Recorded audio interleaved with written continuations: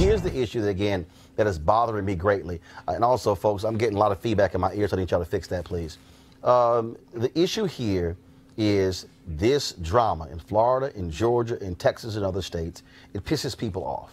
Okay? All right, folks, back to our Roland Martin Unfiltered video in just one moment. You heard me talk about our friends at Transatlantic Real Estate who've created a unique investment opportunity that combines legal marijuana and crowdfunding.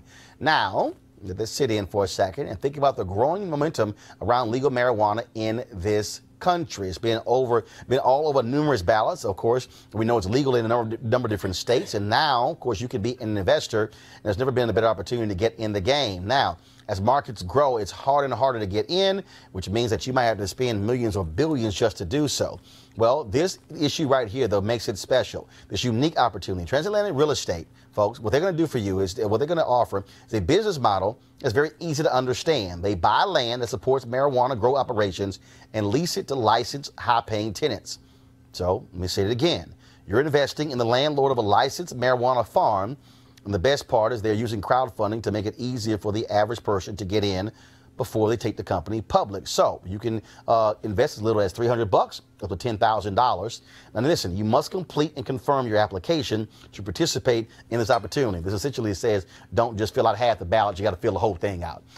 And again, a lot of people have missed out because they rushed and didn't complete the process. So simply go to marijuanastock.org. If you want to invest, go to marijuanastock.org. You certainly want to get in the game and do it right now. Now back to your Roland Martin Unfiltered video. It's not like elections crop up. It's not like we don't know in advance when the elections are taking place. And what I don't understand is why you don't have people who are going through drills, checking machines, having a checklist. Look, my grandmother had a catering business, okay? We often sometimes would cater 3 weddings in one day. I had a damn checklist when I was 12. And it was candelabras, globes, candles, stickum, aisle runner.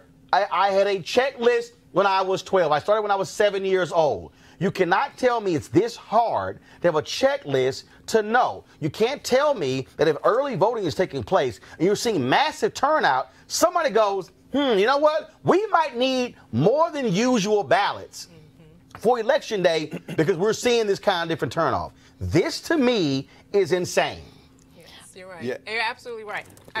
You're absolutely right. And now that we have this division in the Senate and the House and the Republicans and the Democrats and both parties saying that they want to come together and work together and go across the aisle and make sure that everything is okay and we can come together and do things right, that should be a priority. They know that the elections are coming up, so a priority should be to make sure that every state has operating machines that are operable, that they have enough, they have extra. But the problem, though, this is not a congressional issue. Because our elections are state issues, and that's the problem. And the states aren't playing fair. Let's just talk about it. The reality is that right here in the district, in this greater D.C. metro area, Prince George's County, 15 polling places that ran out of ballots that were closed effectively for most of the day on election day. What we are seeing, and something that we have talked about for years, is this disinvestment on the one hand in our elections, and on the other hand, the political control. Because Prince George's County, a predominantly Democratic county, who controls the Board of Elections? Republicans that are appointed by the governor. So this just shows you that we got, all kinds of issues, but we got to fight it at the state level, people. If we don't organize and fight for our elections, don't wait until it's election cycle, but fight right now to make sure that people in Indiana, New York, Georgia, Florida, all over the country where people had problems voting, that they will not encounter those problems in the future. And Congress, do your part on federal elections, because there's a lot you can do. Listening and watching this play out, it just, the thing that kept going in my head was, is this America? We are supposed to be the shining example of democracy. And everything that's happening right now in America around the voting system is just it's embarrassing. It's an embarrassment. It's not the shining example that we should be.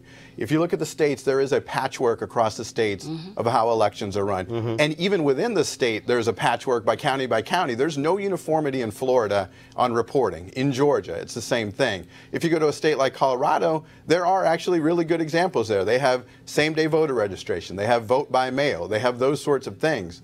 I was watching and reading this article about India. And there was this one guy in a jungle in India, and they bring a voting booth to him.